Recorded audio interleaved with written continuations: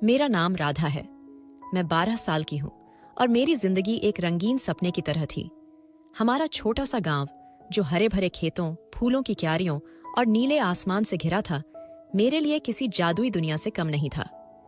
गांव के बीच से बहती छोटी सी नदी, जिसके किनारे मैं अपनी सहेलियों के साथ घंटों खेला करती थी, मेरी सबसे प्यारी जगह थी। मैं अपने स्कूल में 7वीं कक्षा में पढ़ती थी। मेरा स्कूल गांव के बाहर एक पुराने बरगद के पेड़ के पास था, जिसके नीचे हम बच्चे दोपहर में बैठकर अपनी किताबें पढ़ते और कहानियां सुनाते। हर सुबह मैं अपनी सहेलियों मीना और सरिता के साथ स्कूल जाती। हम रास्ते में हंसते खेलते खेतों के बीच से गुजरते, कभी फूल तोड़ते तो कभी एक दूसरे को अपनी छोटी छोटी बातें बताते। मीना को गाना बहुत पसंद था और वो रास्ते में कोई न कोई गीत गुनगुनाती। सरिता को कहानियां सुनाने का शौक था और वो हमें अपनी बनाई हुई कहानियां सुनाती। मैं उनकी बातें सुनकर हंसती और अपनी स्कूल की बातें उन्हें बताती। स्कूल में मैं बहुत अच्छी थी। मेरी मैडम शांति मैम हमेशा मेरी तारीफ करती। वो कहती, राधा तू बहुत होशियार है, तू पढ़ लिख कर एक दिन कुछ बड़ा करेगी। उनकी बात सुनकर मेरा सीना गर्व से चौड़ा हो जाता। मैं मन ही मन सोचती कि मैं डॉक्टर बनूंगी और अपने गांव के हर बीमार इंसान का इलाज करूंगी। मेरे घर में मेरे माँ बाप, मेरी बड़ी बहन रानी और मैं थी। रानी दीदी मुझसे 10 साल बड़ी थी। वो मेरे लिए सिर्फ बहन नहीं बल्कि मेरी सबसे अच्छी दोस्त थी। दीदी बहुत सुंदर थी, लंबे काले बाल, बड़ी बड़ी चमकीली आंखें और हमेशा हंसता हुआ चेहरा। उनकी हंसी ऐसी थी कि कोई भी उदास इंसान उसे देखकर मुस्कुरा उठे। दीदी की शादी 2 साल पहले गांव के ही एक लड़के राजेश से हुई थी। राजेश जीजा बहुत हट्टे कट्टे थे। उनका कद 6 फीट से ज्यादा था और उनकी आवाज इतनी भारी थी कि लोग उनसे थोड़ा डरते थे। उनके कंधे चौड़े थे और उनका चेहरा हमेशा गंभीर रहता था। दीदी हमेशा कहती, राधा राजेश बहुत अच्छे हैं, वो मुझे बहुत प्यार करते हैं। मैं दीदी की बात मान लेती, लेकिन सच कहूं तो मुझे जीजा से थोड़ा डर लगता था। वो जब भी घर आते मैं उनके सामने कम बोलती। उनकी बड़ी बड़ी आंखें और भारी आवाज मुझे डराती थी। मैं सोचती, दीदी इतनी नाजुक और प्यारी हैं और जीजा इतने सख्त और डरावने, ये दोनों एक दूसरे से इतना प्यार कैसे करते हैं। दीदी और जीजा का घर हमारे घर से कुछ ही दूरी पर था। दीदी अक्सर मुझे अपने घर बुलाती। वो मुझे अपनी बनाई खीर खिलाती, मेरे लिए नए नए कपड़े सिलती और मेरे साथ ढेर सारी बातें करती। वो मुझे अपनी शादी की कहानियां सुनाती और मैं उनकी बातें सुनकर हंस पड़ती। दीदी कहती, राधा जब तेरी शादी होगी मैं तुझे इतना सजाऊंगी कि तू किसी राजकुमारी से कम नहीं लगेगी। मैं शर्माकर कहती, दीदी अभी मेरी शादी की बात मत करो, मैं तो अभी बच्ची हूं। दीदी हंसकर मुझे गले लगा लेती। मैं स्कूल से लौटकर अपनी सारी बातें दीदी को बताती। वो मेरी बातें ध्यान से सुनती और कहती, राधा तू मेरी छोटी गुड़िया है, तुझे हमेशा खुश रहना है। मैं दीदी को देखकर सोचती कि मैं भी उनकी तरह सुंदर और प्यारी बनूंगी। मेरे माँ बाप भी मुझे बहुत प्यार करते थे। माँ मुझे हर सुबह स्कूल के लिए तैयार करती। वो मेरे बालों में छोटी गूंथती, मेरे लिए गर्मागर्म पराठे बनाती और मेरे स्कूल बैग में टिफिन रखती। बापू मुझे अपनी साइकिल पर स्कूल छोड़ने जाते। रास्ते में वो मुझे गांव की पुरानी कहानियां सुनाते। वो कहते, राधा तू पढ़ लिखकर बड़ा नाम करेगी, हमारा गांव तुझ पर गर्व करेगा। मैं उनकी बात सुनकर मुस्कुराती और मन ही मन सोचती कि मैं अपने माँ बाप का नाम जरूर रोशन करूंगी। मेरी जिंदगी हंसी खुशी से भरी थी। मुझे नहीं पता था कि ये खुशियां जल्द ही एक बुरे सपने में बदलने वाली थीं। पिछले महीने की बात है। एक दिन दीदी हमारे घर आईं।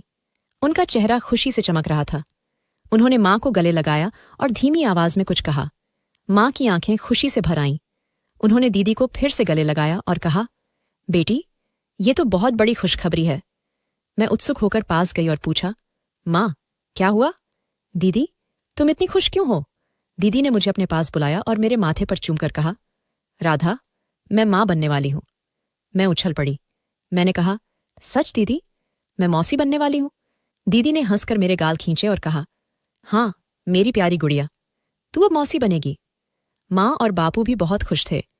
बापू ने गांव में मिठाइयां बंटवाईं और सबको बताया कि उनकी बड़ी बेटी माँ बनने वाली है। मैं इतनी उत्साहित थी कि मैंने अपनी सहेलियों को भी ये खबर सुना दी। मीना ने कहा, राधा तू कितनी लकी है, तू मौसी बनेगी। सरिता ने कहा, हम बच्चे के लिए छोटा सा झूला बनाएंगे। मैं हंसकर कहती, हाँ, और मैं उसे अपनी सारी कहानियां सुनाऊंगी। गांव में सब लोग दीदी की इस खुशखबरी से उत्साहित थे। पड़ोस की आंटियां दीदी के लिए नए नए कपड़े और बच्चे के लिए छोटे छोटे खिलौने लातीं।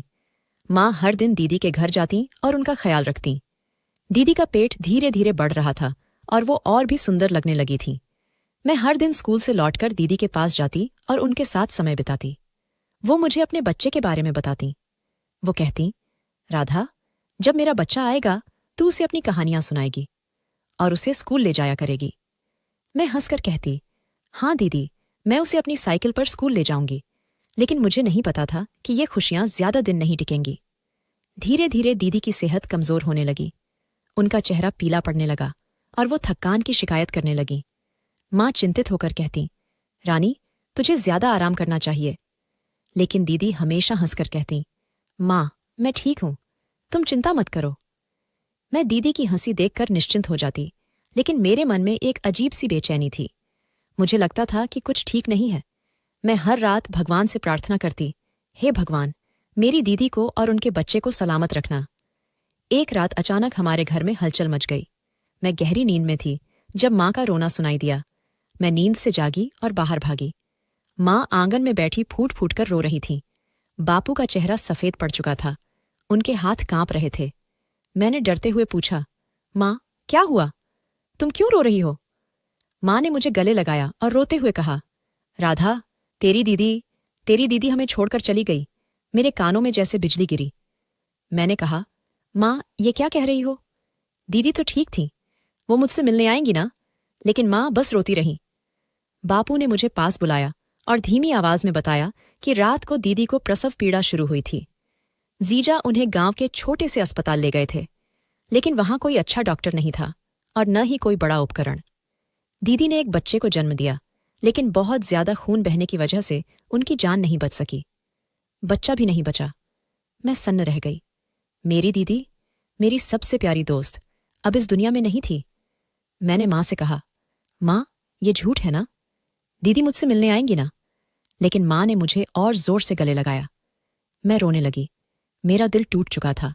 मैं बार बार दीदी की हंसी, उनकी बातें और उनकी खीर याद करती। मैं सोचती, दीदी ने मुझसे वादा किया था कि वो मुझे अपने बच्चे से मिलवाएंगी। फिर वो मुझे छोड़कर कैसे चली गईं? मैंने माँ से पूछा, माँ, दीदी हमें छोड़कर कहाँ चली गईं? माँ ने कोई जवाब नहीं दिया। वो बस रोती रही। गांव में मातम छा गया। दीदी को हर कोई चाहता था। उनके जाने की खबर सुनकर लोग उनके घर आने लगे। जीजा का चेहरा पत्थर की तरह हो गया था। वो चुपचाप एक कोने में बैठे थे। उनकी आंखें सूखी थीं, लेकिन उनका चेहरा बता रहा था कि वो अंदर से टूट चुके थे। मैं उन्हें देखकर डर रही थी। उनकी भारी आवाज और हट्टा कट्टा शरीर मुझे पहले से डराता था, और अब उनकी चुप्पी मुझे और डराने लगी थी। मैं उनके पास नहीं गई। मैं बस अपनी माँ के पास बैठी रोती रही। मैं रात रात भर रोती। मैं दीदी की तस्वीर को सीने से लगाकर सोती। मैं उनसे बातें करती जैसे वो अभी भी मेरे पास हों। मैं कहती, दीदी, तुम मुझसे मिलने आओ ना, मैं तुम्हें बहुत याद करती हूँ। लेकिन दीदी का जवाब कभी नहीं आया। मेरा दिल एक गहरे दुख में डूब गया। मैं स्कूल जाना छोड़ दिया। मेरी सहेलियां मुझे बुलाने आतीं, लेकिन मैं उनसे मिलना नहीं चाहती थी। मैं बस अपने कमरे में बंद रहती और दीदी को याद करती। मेरी हंसी, मेरी खुशियां, सब कुछ दीदी के साथ चली गई थी। दीदी की मौत के बाद घर में सन्नाटा छा गया।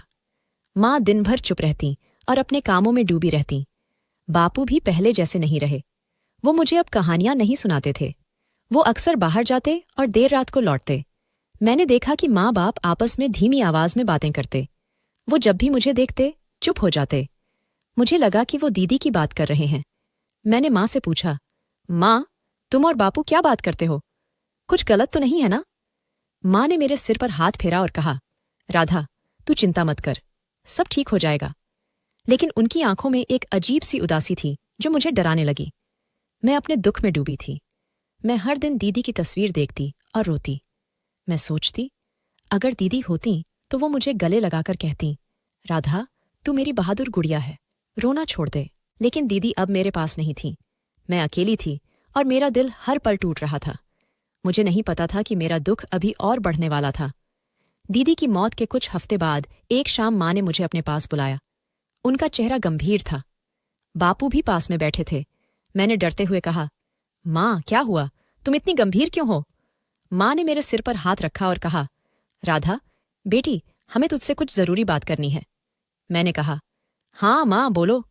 सब ठीक है ना? माँ ने एक गहरी सांस ली और कहा, राधा, तेरी दीदी हमें छोड़कर चली गई, लेकिन उसका घर अभी भी हमारा है। राजेश अब अकेला है, हमें उसका भी ख्याल रखना है। मैंने कुछ समझे बिना कहा, हाँ माँ, लेकिन इसका मुझसे क्या मतलब? बापू ने बात को आगे बढ़ाया। उन्होंने सख्त आवाज में कहा, राधा, हमने फैसला किया है कि तेरी शादी राजेश से होगी। वो हमारा दामाद है और उसे अब एक नई जिंदगी की जरूरत है। तू उसका घर संभालेगी। मेरे कानों में जैसे कोई तेज आवाज गूंजी। मैंने हैरानी से कहा, माँ, बापू, ये क्या कह रहे हो? मैं तो अभी बच्ची हूं। मैं सिर्फ 12 साल की हूं। और जीजा, वो तो दीदी के पति हैं। मैं उनकी शादी कैसे कर सकती हूं? माँ ने मेरे कंधे पर हाथ रखा और कहा, राधा, हम जानते हैं कि तू छोटी है, लेकिन गांव की परंपरा है। राजेश का घर खाली नहीं रहना चाहिए। तू उसकी बीवी बनकर उसका घर संभाल लेगी। मैं रोने लगी। मैंने कहा, माँ, मैं नहीं कर सकती। मुझे जीजा से डर लगता है। वो इतने बड़े हैं और मैं इतनी छोटी। मैं अभी शादी नहीं करना चाहती। मैं स्कूल जाना चाहती हूँ। मैं पढ़ना चाहती हूँ। लेकिन माँ और बापू ने मेरी एक न सुनी। बापू ने गुस्से से कहा, राधा, ये फैसला हमने कर लिया है। गांव में सब यही चाहते हैं। तुझे मानना होगा। अगर तू नहीं मानेगी तो हमारी इज्जत मिट्टी में मिल जाएगी। मैं अपने कमरे में भाग गई और फूट फूट कर रोने लगी। मेरा दिल टूट चुका था। पहले दीदी की मौत ने मुझे तोड़ा और अब माँ बाप का ये फैसला मुझे पूरी तरह कुचल रहा था। मैं 12 साल की थी, एक नाजुक सी लड़की जिसका सपना था कि वो पढ़ लिखकर डॉक्टर बने। लेकिन अब मेरी शादी मेरी बहन के पति से होने वाली थी, एक ऐसे आदमी से जिससे मुझे डर लगता था। मैंने दीदी की तस्वीर को गले लगाया और कहा, दीदी, तुम मुझे बचाओ। मैं ये शादी नहीं करना चाहती। माँ बाप ने शादी की तैयारियां शुरू कर दी। गांव के लोग इस फैसले से खुश थे। वो कहते, रानी का घर खाली नहीं रहेगा। राधा अब राजेश की बीवी बनेगी। लेकिन मेरे दिल में डर और दुख का तूफान चल रहा था। मैं हर रात रोती और भगवान से प्रार्थना करती, हे भगवान, मुझे इस शादी से बचाओ। लेकिन मेरी प्रार्थनाएं अनसुनी रहती। मैं एक ऐसी राह पर थी जहां से वापसी का कोई रास्ता नहीं दिख रहा था। मैं अपनी मासूमियत, अपने सपनों और अपनी हंसी को खो रही थी। मेरा बचपन मुझसे छिन रहा था और मैं कुछ नहीं कर पा रही थी। उस दिन के बाद मैं अपने कमरे में बंद रहने लगी। मैं दीदी की तस्वीर को सीने से लगाकर रोती। मैं उनसे कहती, दीदी, तुम मुझे बचाओ। मैं ये शादी नहीं करना चाहती। मैं तो अभी बच्ची हूं। लेकिन दीदी का जवाब कभी नहीं आया। मेरा दिल डर और दुख से भरा था। मैं हर रात सोचती कि मैं सिर्फ 12 साल की हूं। मेरे पीरियड भी अभी ठीक से शुरू नहीं हुए थे। मैं शादी जैसी बड़ी बात कैसे कर सकती थी? मुझे तो ये भी नहीं पता था कि शादी का मतलब क्या होता है। मैं बस इतना जानती थी कि जीजा से मुझे बहुत डर लगता है। वो 25 साल के हैं, हट्टे कट्टे, लंबे चौड़े, और उनकी भारी आवाज मेरे दिल में खौफ पैदा करती थी। उनकी बड़ी बड़ी आंखें, सख्त चेहरा और भारी कद मुझे डराते थे। मैं उनकी नजरों से नजरें नहीं मिला पाती थी। फिर मैं उनकी बीवी कैसे बन सकती थी? मैंने कई बार माँ बाप से बात करने की कोशिश की। मैंने सोचा, शायद वो मेरी मासूमियत और डर को समझेंगे। एक दिन मैंने हिम्मत जुटाकर माँ के पास जाकर फिर से अपनी बात रखी। मैं रोते हुए बोली, माँ प्लीज, मुझे ये शादी नहीं करनी। मेरे पीरियड भी अभी ठीक से शुरू नहीं हुए हैं। मैं ये सब कैसे करूंगी? माँ, मैं तो बस 12 साल की हूं। प्लीज मेरी बात समझो। मैं जीजा से बहुत डरती हूं। वो इतने बड़े और डरावने हैं। माँ का चेहरा सख्त हो गया। उन्होंने मुझे डांटते हुए कहा, राधा, अब ये बातें बंद कर। तू समझती क्यों नहीं? ये गांव की परंपरा है। राजेश हमारा दामाद है और उसका घर खाली नहीं रह सकता। तू उसकी बीवी बनकर उसका घर संभालेगी।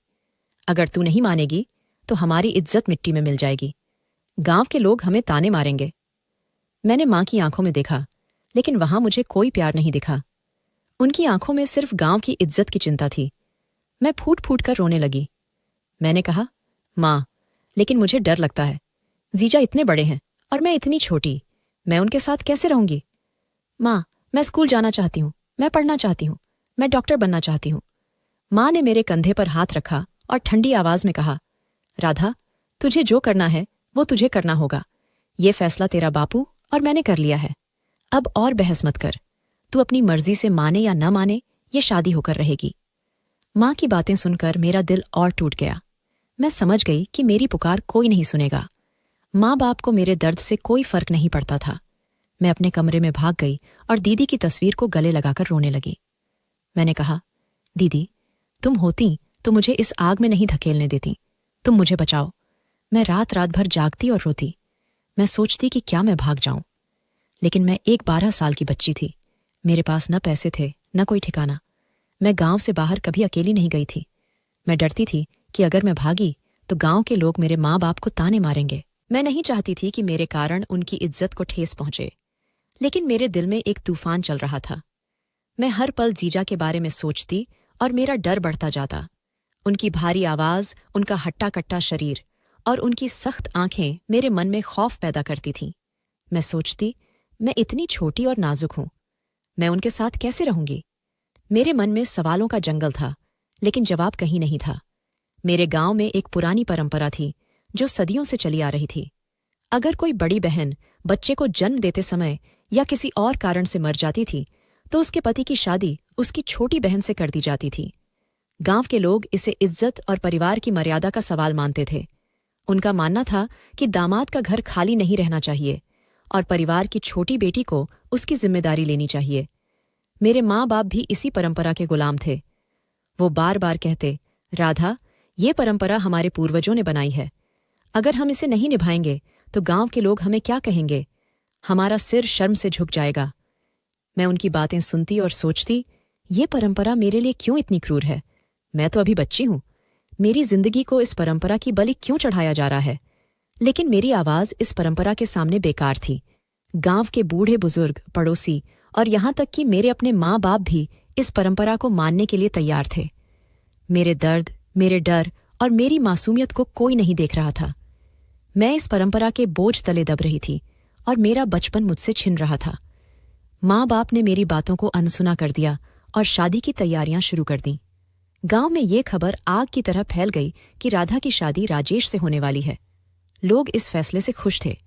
पड़ोस की आंटियां हमारे घर आने लगीं। वो माँ से कहतीं, ये बहुत अच्छा फैसला है, रानी का घर खाली नहीं रहेगा। राधा अब राजेश की बीवी बनकर उसका घर संभालेगी। मैं उनकी बातें सुनती और चुपके से रोने लगती। मुझे समझ नहीं आता था कि लोग मेरे दर्द को क्यों नहीं देख पा रहे थे। क्या उन्हें नहीं दिखता था कि मैं अभी बच्ची हूं? क्या उन्हें मेरा डर नहीं दिखता था? लेकिन गांव के लोग इस शादी को एक उत्सव की तरह देख रहे थे। उनके लिए ये परंपरा का पालन था, लेकिन मेरे लिए ये मेरे सपनों का अंत था। माँ ने मेरे लिए नए कपड़े बनवाए। उन्होंने एक लाल जोड़ा सिलवाया जो शादी के लिए था। वो मुझे कपड़े दिखाकर कहती, राधा, देख कितना सुंदर जोड़ा है, तू इसमें दुल्हन की तरह लगेगी। मैं चुपचाप सिर हिलाती, लेकिन मेरी आंखें आंसुओं से भरी होती। मैं सोचती, मैं दुल्हन नहीं, एक डरी हुई बच्ची हूं। माँ ने मेरे लिए कुछ गहने भी खरीदे। वो कहती, ये गहने तेरी दीदी ने अपनी शादी में पहने थे, अब तू इन्हें पहनेगी। मैं दीदी के गहने देखकर और रोने लगती। मैं सोचती, दीदी, तुम्हारी जगह मैं क्यों ले रही हूं? ये गहने तुम्हारे लिए थे, मेरे लिए नहीं। मैं हर बार दीदी को याद करती और सोचती, अगर वो होती तो मुझे इस परंपरा के हवाले नहीं होने देती। बापू ने गांव के मंदिर में शादी की तारीख तय कर दी। उन्होंने पंडित जी से बात की और शादी के लिए मंडप सजाने की तैयारी शुरू कर दी। गांव के लोग शादी की तैयारियों में जुट गए। कोई मंडप की सजावट कर रहा था, कोई खाने का इंतजाम कर रहा था, तो कोई मेहमानों की लिस्ट बना रहा था। गांव में उत्साह का माहौल था। लोग गीत गा रहे थे, ढोल नगाड़े बजा रहे थे और एक दूसरे को मिठाइयां बांट रहे थे। लेकिन मेरे लिए ये सब एक दुखद नाटक था। मैं हर दिन अपने कमरे में बैठकर रोती। मैं भगवान से प्रार्थना करती, हे भगवान, मुझे इस शादी से बचाओ। मैं ये सब नहीं करना चाहती। मैं अपनी दीदी की तरह मरना नहीं चाहती। मेरी प्रार्थनाएं मेरे आंसुओं में बह जाती और मेरा डर हर पल बढ़ता जाता। शादी की तारीख नज़दीक आ रही थी। एक दिन जीजा हमारे घर आए। मैं अपने कमरे में थी, लेकिन माँ ने मुझे बुलाया। मैं डरते डरते बाहर गई। जीजा आंगन में बैठे थे। उनका हट्टा कट्टा शरीर, उनकी भारी आवाज़ और उनकी सख्त आंखें मुझे डराने लगीं। मैंने उनकी तरफ देखने की हिम्मत नहीं की। माँ ने कहा, राधा, राजेश से मिल, वो तुझसे बात करना चाहते हैं। मैं कांपते हुए उनके सामने खड़ी हुई। जीजा ने मुझे देखा और धीमी आवाज में कहा, राधा, तू डर मत, मैं तेरा ख्याल रखूंगा। उनकी आवाज में एक अजीब सी सख्ती थी जो मुझे और डराने लगी। मैंने सिर्फ सिर हिलाया और चुपचाप अपने कमरे में वापस चली गई। मैंने दरवाज़ा बंद किया और रोने लगी। मैं सोचती, जीजा कहते हैं कि वो मेरा ख्याल रखेंगे, लेकिन मुझे उन पर भरोसा नहीं था। उनकी आंखों में वो प्यार नहीं था जो मैंने दीदी के लिए देखा था।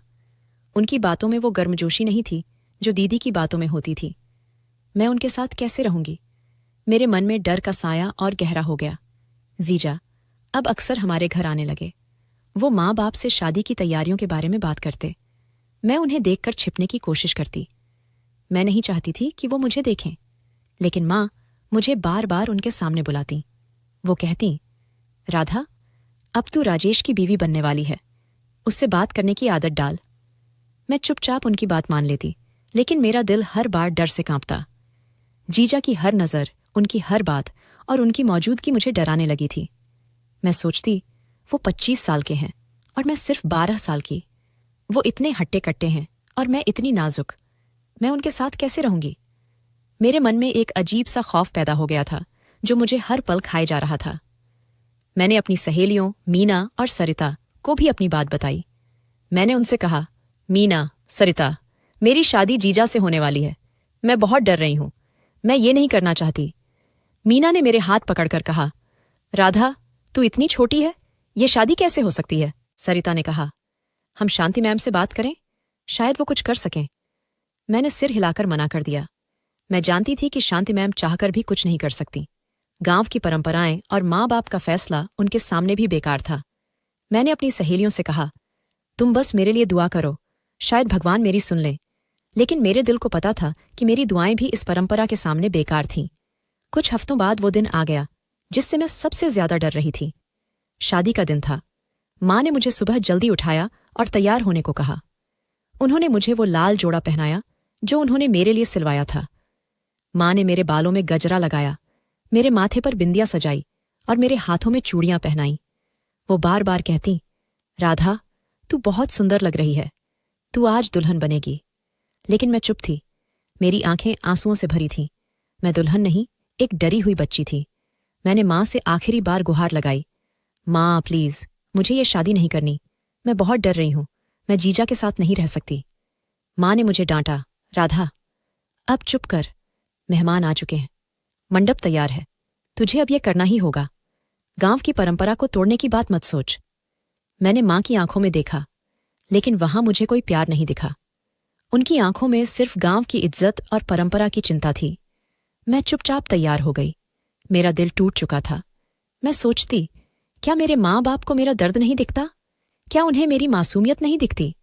क्या उन्हें नहीं दिखता कि मैं अभी बच्ची हूं? मंडप में मैं चुपचाप बैठी थी। पंडित जी मंत्र पढ़ रहे थे। जीजा मेरे बगल में बैठे थे। उनका हट्टा कट्टा शरीर और सख्त चेहरा मुझे डराने लगा। मैं उनकी तरफ देखने की हिम्मत नहीं कर पा रही थी। मेरे हाथ कांप रहे थे। मेरे मन में बस एक ही बात थी, मैं ये शादी नहीं करना चाहती। लेकिन मेरी आवाज कोई नहीं सुन रहा था। शादी की रस्में शुरू हुईं। मैं हर रस्म को चुपचाप देख रही थी, जैसे ये मेरी शादी नहीं, किसी और की हो। जब जीजा ने मेरे माथे पर सिंदूर डाला तो मेरी आंखें बंद हो गईं। मेरे आंसू मेरे गालों पर बह रहे थे। मैं सोचती, दीदी, तुम मुझे क्यों नहीं बचा सकी? मैं अब राजेश की बीवी बन गई थी। मेरा बचपन मुझसे छिन गया। शादी के बाद गांव के लोग खुश थे। वो मुझे और जीजा को बधाई दे रहे थे। वो कहते, राधा, तू अब राजेश की बीवी है, उसका घर संभालना। मैं उनकी बातें सुनती और चुप रहती। मेरे लिए ये बधाइयां नहीं, मेरे दर्द के ताने थे। मैं जीजा के साथ उनके घर जाने वाली थी। माँ ने मुझे गले लगाया और कहा, राधा, अब तू राजेश की बीवी है, उसका ख्याल रखना, गांव की परंपरा का मान रखना। मैंने कुछ नहीं कहा। मैं बस चुपचाप रो रही थी। मेरे मन में डर का साया और गहरा हो गया। मैं सोचती, मैं इस नए घर में कैसे रहूंगी? जीजा के साथ कैसे रहूंगी? मेरी जिंदगी अब क्या होगी? मैं एक ऐसी राह पर थी जहां से वापसी का कोई रास्ता नहीं था। मेरा दिल टूट चुका था और मेरा बचपन मुझसे छिन चुका था। मैं एक डरी हुई बच्ची थी जो इस परंपरा के बोझ तले दब रही थी। शादी के बाद विदाई का समय आया। माँ ने मुझे गले लगाया और कहा, राधा, अब तू राजेश की बीवी है, उसका घर संभालना, गांव की परंपरा का मान रखना। मैं चुपचाप रो रही थी। मेरे आंसू मेरे गालों पर बह रहे थे, लेकिन मैंने कुछ नहीं कहा। मैं जानती थी कि मेरी बातों का अब कोई मतलब नहीं। बापू ने मेरे सिर पर हाथ रखा और कहा, राधा, तू अब बड़ी हो गई है, अपने पति का ख्याल रखना। मैंने उनकी तरफ देखा, लेकिन मेरे मन में सिर्फ दुख और डर था। मैं सोचती, मैं अभी बच्ची हूं, मैं बड़ी कैसे हो गई? मैं अपने पति का ख्याल कैसे रखूं? जब मुझे खुद नहीं पता कि मेरा क्या होगा। मेरी सहेलियां मीना और सरिता मुझे विदा करने आई थीं। उन्होंने मुझे गले लगाया और उनकी आंखें भी नम थीं। मीना ने धीरे से कहा, राधा, तू हिम्मत रखना, हम तेरे लिए दुआ करेंगे। मैंने सिर्फ सिर हिलाया। मेरे पास बोलने के लिए कोई शब्द नहीं थे। मैं राजेश के साथ उनके घर के लिए निकल पड़ी। गांव के लोग मुझे बधाई दे रहे थे। वो कहते, राधा, तू अब राजेश की बीवी है, उसका घर संभालना। लेकिन मेरे लिए ये बधाइयां मेरे दर्द के ताने थीं। मैंने अपने लाल जोड़े में सिर झुकाए रखा। मेरा मन भारी था। मैं बार बार दीदी को याद कर रही थी। मैं सोचती, दीदी, तुम होती तो मुझे इस आग में नहीं धकेलने देती। राजेश मेरे साथ चुपचाप चल रहे थे। उनकी भारी आवाज और हट्टा कट्टा शरीर मुझे डराने लगे। मैं उनकी तरफ देखने की हिम्मत नहीं कर पा रही थी। मेरे मन में एक अजीब सा खौफ था। मैं सोचती, मैं इस नए घर में कैसे रहूंगी? राजेश के साथ कैसे रहूंगी? मेरी जिंदगी अब क्या होगी? राजेश का घर मेरे घर से कुछ ही दूरी पर था। ये वही घर था जहां दीदी रहती थी। मैं यहाँ कई बार दीदी से मिलने आई थी। दीदी मुझे अपनी बनाई खीर खिलाती थी, मेरे साथ हंसती थी और मुझे अपनी शादी की कहानियां सुनाती थी। लेकिन आज ये घर मेरा था और मैं यहाँ उनकी जगह लेने आई थी। घर में घुसते ही मुझे दीदी की याद और सताने लगी। दीदी की तस्वीर दीवार पर टंगी थी। उनकी मुस्कान देखकर मेरी आंखें भर आईं। मैंने मन ही मन कहा, दीदी, तुम मुझे बचाओ, मैं तुम्हारी जगह नहीं लेना चाहती। लेकिन मेरी पुकार अनसुनी रह गई। घर में दीदी की हर चीज मुझे उनकी याद दिला रही थी। उनका सजा हुआ आंगन, उनकी रसोई और वो छोटा सा बगीचा जहां वो फूल लगाया करती थी। मैं सोचती, ये घर दीदी का था, मैं यहाँ उनकी जगह कैसे ले सकती हूँ? राजेश की माँ यानी मेरी सास ने मेरा स्वागत किया। वो मुझे गले लगाकर बोली, राधा, तू अब इस घर की बहू है, तू रानी की जगह लेगी, इस घर को संभालना। उनकी बातें सुनकर मेरा दिल और भारी हो गया। मैं सोचती, मैं दीदी की जगह कैसे ले सकती हूँ? मैं तो अभी बच्ची हूँ। सास ने मुझे घर दिखाया। वो मुझे रसोई, आंगन और बाकी कमरे दिखाने लगी। वो बार बार कहती, राधा, ये रानी का बहुत प्यारा घर था, अब तू इसे संभालेगी। मैं चुपचाप उनकी बातें सुनती, लेकिन मेरा मन डर से भरा था। मैं सोचती, मैं ये सब कैसे करूंगी? मैं तो अभी स्कूल जाती थी, अपनी सहेलियों के साथ खेलती थी। मैं ये घर कैसे संभालूंगी? शाम ढलने के बाद सास ने मुझे एक कमरे में ले जाकर कहा, राधा, तू यहां आराम कर, आज तुम्हारी सुहागरात है, राजेश थोड़ी देर में आएगा। उनकी बात सुनकर मेरे शरीर में सिहरन दौड़ गई। सुहागरात? ये क्या होता है? मुझे कुछ समझ नहीं आ रहा था, लेकिन मेरा मन डर से भर गया। सास ने मुझे अकेला छोड़ दिया। मैं उस खूबसूरती से सजे कमरे में बैठी थी। कमरा फूलों से सजा था और बिस्तर पर गुलाब की पंखुड़ियां बिखरी थीं। दीवान पर रंग बिरंगे तकिए रखे थे और दीवार पर छोटी छोटी लाइटें टिमटिमा रही थीं। लेकिन मेरे लिए ये सब डरावना था। मैं बिस्तर पर बैठी रही, अपने लाल जोड़े में सिर झुकाए। मेरे हाथ कांप रहे थे और मेरा दिल जोर जोर से धड़क रहा था। मैं बार बार सोचती, सुहागरात क्या होती है? मुझे याद आया कि शादी से पहले पड़ोस की एक आंटी ने मुझसे कहा था, राधा, सुहागरात तुम्हारी जिंदगी की सबसे खास रात होगी। लेकिन उनकी बातों में एक अजीब सी मुस्कान थी जो मुझे डराने लगी थी। मैं समझ नहीं पा रही थी कि वो खास रात क्या होगी। मेरे मन में एक अनजाना खौफ था। मैं सोचती, क्या राजेश मेरे साथ कुछ गलत करेंगे? क्या वो मुझे चोट पहुंचाएंगे? मैं सिर्फ 12 साल की हूं। मेरे पीरियड भी अभी ठीक से शुरू नहीं हुए हैं। मैं ये सब कैसे सहूंगी? मैंने सुना था कि मर्द औरतों के साथ कुछ गलत करते हैं। मैं डर रही थी कि कहीं राजेश मेरे साथ कुछ ऐसा न करें जिससे मेरा शरीर और मन दोनों टूट जाएं। मैंने अपनी आंखें बंद कर लीं और मन ही मन भगवान से प्रार्थना करने लगी, हे भगवान, मुझे बचाओ, मुझे इस रात से बचाओ। मैंने अपने आप को संभालने की कोशिश की। मैंने दीदी की तस्वीर को याद किया और मन ही मन कहा, दीदी, तुम मुझे हिम्मत दो। मैं बहुत डर रही हूं, लेकिन मेरा डर कम नहीं हो रहा था। मैं राजेश के बारे में सोचती और मेरा खौफ बढ़ता जाता। वो 25 साल के हैं, हट्टे कट्टे, और उनकी सख्त आंखें मुझे डराती थीं। मैं उनकी भारी आवाज और उनके लंबे चौड़े कद को याद करती और मेरा शरीर कांपने लगता। मैं सोचती, मैं इतनी छोटी और नाजुक हूं। अगर उन्होंने मेरे साथ कुछ गलत किया तो मैं क्या करूंगी? मेरे मन में सबसे बुरे बुरे ख्याल आ रहे थे। मैंने सुना था कि सुहाग रात को पति पत्नी एक दूसरे के करीब आते हैं, लेकिन मैं इसके लिए तैयार नहीं थी। मैं नहीं चाहती थी कि राजेश मेरे करीब आए। मैं बस चाहती थी कि ये रात किसी तरह बीत जाए। काफी देर तक मैं बिस्तर पर बैठी रही। मेरे आंसू मेरे गालों पर बह रहे थे। मैं हर पल बस यही सोच रही थी कि ये रात मेरे लिए क्या लाने वाली है। मेरे मन में डर का साया इतना गहरा था कि मैं सांस भी ठीक से नहीं ले पा रही थी।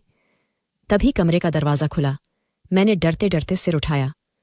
राजेश कमरे में दाखिल हुए। उनका हट्टा कट्टा शरीर और सख्त चेहरा देखकर मेरा दिल और तेजी से धड़कने लगा। मैंने अपनी आंखें झुका लीं। मैं उनकी तरफ देखने की हिम्मत नहीं कर पा रही थी। मेरे मन में बस एक ही बात थी, अब क्या होगा। मैंने अपने आप को सिकोड़ लिया और बिस्तर के एक कोने में सिमट गई। मेरा शरीर कांप रहा था और मेरी सांसें रुक रही थीं। राजेश मेरे सामने बिस्तर पर बैठ गए। उनकी मौजूदगी मुझे और डराने लगी। मैं सोच रही थी कि अब वो मेरे करीब आएंगे, मेरे साथ कुछ गलत करेंगे। मैंने अपनी आंखें बंद कर लीं और मन ही मन भगवान से प्रार्थना करने लगी, हे भगवान, मुझे बचाओ। लेकिन जो हुआ वो मेरी सोच से बिल्कुल उल्टा था। राजेश ने कुछ देर तक चुपचाप मुझे देखा और फिर उनकी आवाज़ सुनाई दी। लेकिन ये आवाज़ उनकी भारी और सख्त आवाज़ नहीं थी। ये एक टूटी फूटी कांपती आवाज़ थी। मैंने डरते डरते आंखें खोलीं। मैंने जो देखा उसने मुझे हैरान कर दिया। राजेश रो रहे थे। उनकी आंखों में आंसू थे और उनका चेहरा दुख से भरा था। उनके कंधे झुके हुए थे और उनकी सख्ती कहीं गायब हो चुकी थी। मैं सन्न रह गई। मैंने सोचा था कि राजेश मेरे साथ कुछ गलत करेंगे, मुझे डराएंगे या मुझ पर अपनी ताकत दिखाएंगे, लेकिन वो रो रहे थे। मैं समझ नहीं पा रही थी कि ये क्या हो रहा है। मेरे मन में डर के साथ साथ अब हैरानी भी थी। राजेश ने अपनी आंखें पोंछीं और धीमी आवाज में कहा, राधा, तू डर मत, मैं तुझे कोई नुकसान नहीं पहुंचाऊंगा। मैं चुप रही। मेरे पास बोलने के लिए कोई शब्द नहीं थे। मैं बस उनकी तरफ देख रही थी और मेरा मन सवालों से भर गया। राजेश ने फिर बोलना शुरू किया। उनकी आवाज में दुख और पछतावा था। उन्होंने कहा, राधा, मुझे पता है कि तू बहुत छोटी है। तुझे इस शादी के लिए मजबूर किया गया है। मैं भी ये शादी नहीं करना चाहता था, लेकिन गांव की परंपरा और तेरे माँ बाप के दबाव ने मुझे मजबूर कर दिया। मैं रानी को बहुत प्यार करता था। वो मेरी जिंदगी थी। उसके जाने के बाद मेरा सब कुछ खत्म हो गया। मैं तुझे उसकी जगह नहीं दे सकता और न ही तुझसे वो सब चाहता हूं जो एक पति अपनी पत्नी से चाहता है। मैं उनकी बातें सुनकर हैरान थी। मैंने कभी नहीं सोचा था कि राजेश मेरे डर को समझेंगे। मैंने हमेशा उन्हें एक सख्त और डरावने इंसान के रूप में देखा था, लेकिन उनकी आंखों में वो दुख और पछतावा था जो मुझे सोच में डाल रहा था। राजेश ने आगे कहा, राधा, तू अभी बच्ची है, तुझे अपनी पढ़ाई पूरी करनी है। मैं तुझे वादा करता हूं कि जब तक तू बड़ी नहीं हो जाती और अपनी पढ़ाई पूरी नहीं कर लेती, मैं तुझसे कोई शारीरिक संबंध नहीं बनाऊंगा। तू टेंशन मत ले। तू इस घर में मेरी बहन की तरह रहेगी। मैं तेरा ख्याल रखूंगा। मेरे कानों में उनकी बातें गूंज रही थीं, लेकिन मेरा दिमाग उन्हें समझने की कोशिश कर रहा था। मैंने सोचा था कि राजेश मेरे साथ कुछ गलत करेंगे, मुझे चोट पहुंचाएंगे, लेकिन वो मेरी पढ़ाई की बात कर रहे थे। वो मुझे बहन की तरह रखने की बात कर रहे थे। मेरे मन में एक अजीब सी राहत थी, लेकिन डर अभी भी पूरी तरह गया नहीं था। मैं सोचती, क्या मैं उनकी बात पर भरोसा करूं? क्या वो सच बोल रहे हैं? क्या वो सचमुच मुझे चोट नहीं पहुंचाएंगे? मेरे मन में सवालों का तूफान था, लेकिन उनकी आंखों में वो दुख और ईमानदारी थी जो मुझे थोड़ा सुकून दे रही थी। मैं चुप रही। मैंने सिर्फ सिर हिलाया। मेरे पास बोलने के लिए कुछ नहीं था। राजेश ने फिर कहा, राधा, तू सो जा, तुझे आराम की जरूरत है। मैं बाहर हूं, तुझे कोई तकलीफ नहीं होगी। वो उठे और कमरे से बाहर चले गए। मैं बिस्तर पर लेट गई, लेकिन नींद मेरी आंखों से कोसों दूर थी। मैं बार बार उनकी बातों के बारे में सोच रही थी। मैं सोचती, क्या राजेश सचमुच मेरी पढ़ाई पूरी होने तक इंतजार करेंगे? क्या वो सचमुच मुझे चोट नहीं पहुंचाएंगे? मेरे मन में एक नई उम्मीद जागी थी, लेकिन डर अभी भी मेरे साथ था। मैंने दीदी की तस्वीर को याद किया और मन ही मन कहा, दीदी, क्या ये तुमने मेरे लिए किया? क्या तुमने राजेश को मेरे लिए बदला? मैं सोचती, शायद दीदी की आत्मा मेरे साथ है। शायद वो मुझे इस अंधेरे रास्ते में रास्ता दिखा रही है। मेरे मन में एक अजीब सा सुकून था, लेकिन साथ ही एक अनिश्चितता भी थी। मैं नहीं जानती थी कि मेरी जिंदगी अब क्या मोड़ लेगी। मैं एक 12 साल की बच्ची थी जो गांव की परंपरा के बोझ तले दबी थी। मेरी जिंदगी अब राजेश के वादे पर टिकी थी। मैं नहीं जानती थी कि ये वादा सच होगा या नहीं। मैं बस इतना जानती थी कि मेरे मन में अभी भी डर था, लेकिन अब उस डर के साथ एक छोटी सी उम्मीद भी थी। उस रात मैं देर तक जागती रही। मैं अपने टूटे सपनों के बारे में सोच रही थी। मैं सोचती, क्या मैं फिर से स्कूल जा पाऊंगी? क्या मैं अपनी सहेलियों, मीना और सरिता के साथ फिर से हंस पाऊंगी? क्या मैं अपनी किताबों को फिर से छू पाऊंगी? मैंने हमेशा डॉक्टर बनने का सपना देखा था। मैं चाहती थी कि मैं अपने गांव के हर बीमार इंसान का इलाज करूं, लेकिन गांव की परंपरा ने मेरे सारे सपने छीन लिए थे। मैं सोचती, क्या राजेश का वादा मेरे सपनों को वापस ला सकता है? क्या मैं फिर से वही राधा बन पाऊंगी जो स्कूल में शांति मैम की तारीफ सुनकर गर्व से मुस्कुराती थी? मैंने अपने आंसुओं को पोंछा और मन ही मन फैसला किया। मैंने सोचा, अगर राजेश ने सचमुच मुझे पढ़ने का मौका दिया तो मैं अपनी पूरी ताकत लगा दूंगी। मैं अपने सपनों को फिर से जीवित करूंगी। मैं अपने लिए, अपनी दीदी के लिए और अपने गांव की उन सारी लड़कियों के लिए पढ़ूंगी जो इस परंपरा के बोझ तले दब रही हैं। मैंने दीदी की तस्वीर को याद किया और कहा, दीदी, मैं हार नहीं मानूंगी। मैं तुम्हारी तरह मजबूत बनूंगी। मैं अपने सपनों को पूरा करूंगी। मेरे मन में एक नया विश्वास जागा था। मैं जानती थी कि मेरा रास्ता आसान नहीं होगा। मैं अभी भी राजेश के घर में एक अजनबी थी। मैं अभी भी उस परंपरा के साए में थी जिसने मेरे बचपन को छीन लिया था। लेकिन राजेश के वादे ने मेरे मन में एक छोटी सी रोशनी जलाई थी। मैं सोचती, शायद ये रोशनी मुझे मेरे सपनों तक ले जाए। शायद ये रोशनी मुझे मेरी खोई हुई हंसी वापस दे दे। मैंने अपनी आंखें बंद की और दीदी की मुस्कान को याद किया। मैंने मन ही मन कहा, दीदी, तुम मेरे साथ हो ना? तुम मुझे हिम्मत देना। मैं तुम्हारे लिए, अपने लिए और अपने सपनों के लिए लड़ूंगी। मेरी आंखों से आंसू बह रहे थे, लेकिन इस बार ये आंसू सिर्फ दुख के नहीं थे। इनमें एक नई उम्मीद थी, एक नया विश्वास था। मैं जानती थी कि मेरी जिंदगी अब पहले जैसी नहीं होगी। मैं एक 12 साल की बच्ची थी जिसे एक ऐसी जिम्मेदारी दी गई थी जिसके लिए मैं तैयार नहीं थी। लेकिन मैंने ठान लिया था कि मैं हार नहीं मानूंगी। मैं अपने सपनों को फिर से सजाऊंगी। मैं अपनी दीदी की तरह मजबूत बनूंगी। मैं अपनी जिंदगी को फिर से रंगीन बनाऊंगी। मेरे मन में डर अभी भी था, लेकिन अब उस डर के साथ एक नई हिम्मत भी थी। मैंने दीदी की तस्वीर को अपने दिल में बसाया और खुद से वादा किया, राधा, तू मजबूत बन। तू अपने सपनों को जीवित रख। तू हार मत मान। दोस्तों, वीडियो कैसा लगा? कमेंट करके जरूर बताएं। वीडियो को लाइक और चैनल को सब्सक्राइब जरूर करें।